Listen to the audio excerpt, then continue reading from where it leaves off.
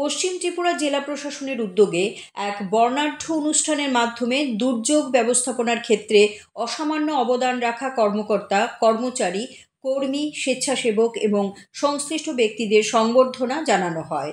এই সম্মাননা প্রদান অনুষ্ঠান আয়োজন করে জেলা দুর্যোগ ব্যবস্থাপনা কর্তৃপক্ষ, পশ্চিম ত্রিপুরা জেলা, যারা গত আগস্ট 2024 সালে বিধ্বংসী বন্যা মোকাবিলায় অনন্য ভূমিকা পালন করেছিলেন। তাদের প্রতি কৃতজ্ঞতা প্রকাশের উদ্দেশ্যে এই উদ্যোগ গ্রহণ করে।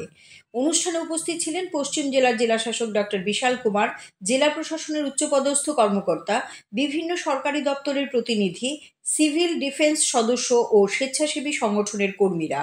বক্তারা দুর্যোগের সময় পারস্পরিক সহযোগিতা এবং মানবিকতার গুরুত্বের উপর জোর দেন এবং ভবিষ্যতে যে কোনো প্রাকৃতিক বিপর্যয় মোকাবেলায় আরও সংগঠিতভাবে কাজ করার আহ্বান জানান।